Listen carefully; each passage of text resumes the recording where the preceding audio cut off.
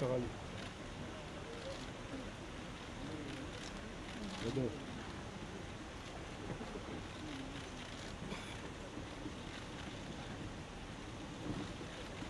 כמה שיש לך נציג שאתה מגיע נמוך? לא יודע מה. באחורה זה מודי.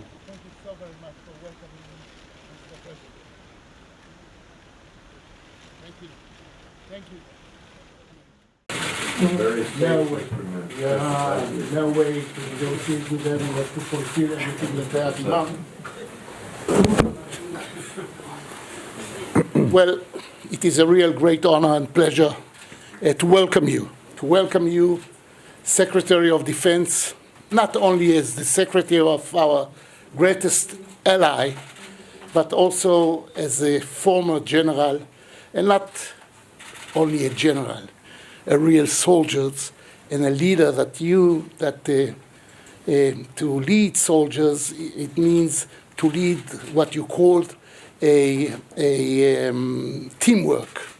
And every one of our former generals are respecting you so much, saying that you was one of the greatest leaders and generals of the army, and they are appreciating very much. I would like to take this opportunity to thank the Americans and our allies about helping us and supporting us with the MOU, signing the MOU, helping us very much.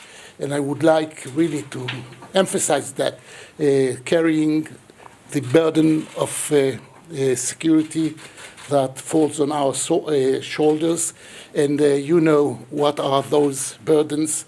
And after the MOU, I know that every one of us remember the need of the QME, which is something that in Hebrew sounds very good, because in Hebrew we have the word QME.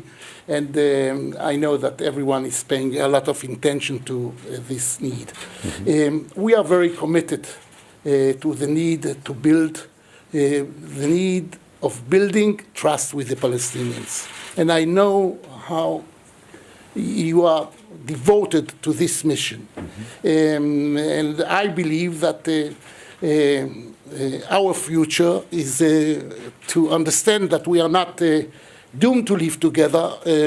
Our destiny is to live together. Nevertheless, the mistrust between the two people, make it almost impossible to find a way in order to bring to an end not only a conflict but a real tragedy.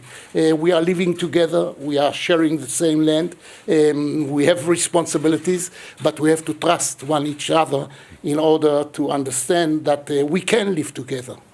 Unfortunately, for the time being, we are wasting a lot, 120 years.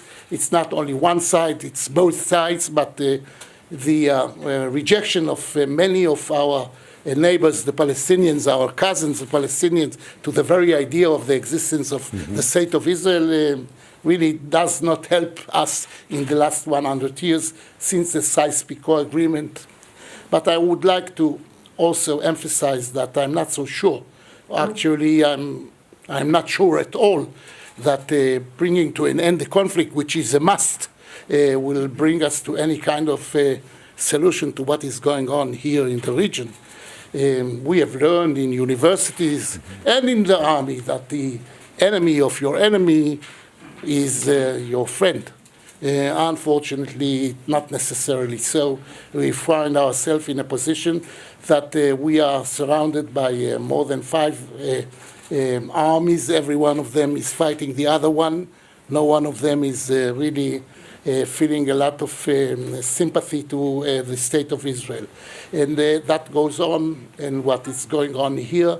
And now we have new neighbors, and the Russians, and I met President Putin, and he was talking to me saying, you are a very good friend of the Americans. I say, I confess, I admit with a lot of pride. Tell them that we are going to keep every interest that we find as necessary for us in all around the world, especially on the Black Sea. And we got to understanding about, with your knowledge, of course, about the details that we had to understand and to find a way in order to cooperate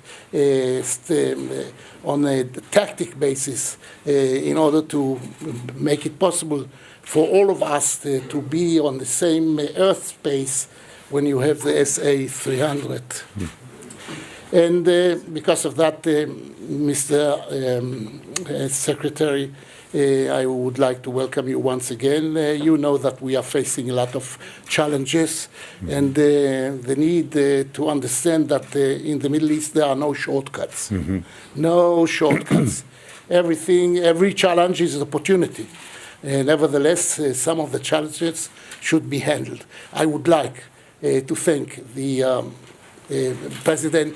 former President Obama and President Trump about the understanding of the needs of Israel, and we are looking forward. And we are looking forward, knowing that we have a great friend in the Pentagon and in the administration, and we welcome you from the bottom of our heart.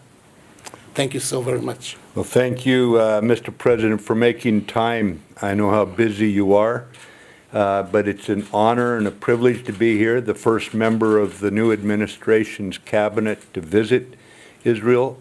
We are committed to Israel's defense. We support Israel's internal security and Israel's external security. Obviously, the week before the Holocaust Remembrance Time, it's important we all remind ourselves if good people don't band together and work together across all religious and all ethnic lines, then bad people can dominate, and we're not going to allow it. We're going to work very, very closely. My view is that relationships do not stay the same. They either get better or they get weaker. And our commitment is to make these relationships stronger. The military-to-military relationship, Mr. President, has always been good, but I will just tell you that we intend to make it the strongest ever and work with all our friends in the region and elsewhere in terms of security. We have two fundamental threats here. One is from terrorism, the other is from Iran, and we cannot allow those threats to break apart the human connections between those of us who are committed to peace and prosperity and tolerance for each other. And we have seen new challenges arise, but as you point out, there are new opportunities, Mr. President, and we'll work together with you and other like-minded nations. We're not alone in how we look at terrorists. We're not alone how we look at Iran's problems. So it's time for us to all work together.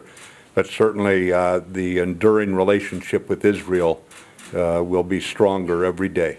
But thank you again for the very warm welcome, Mr. President. God bless you. God bless America. God bless President Trump. Thank you, sir. Thank you. Mr. President, thank you. Very kind of you.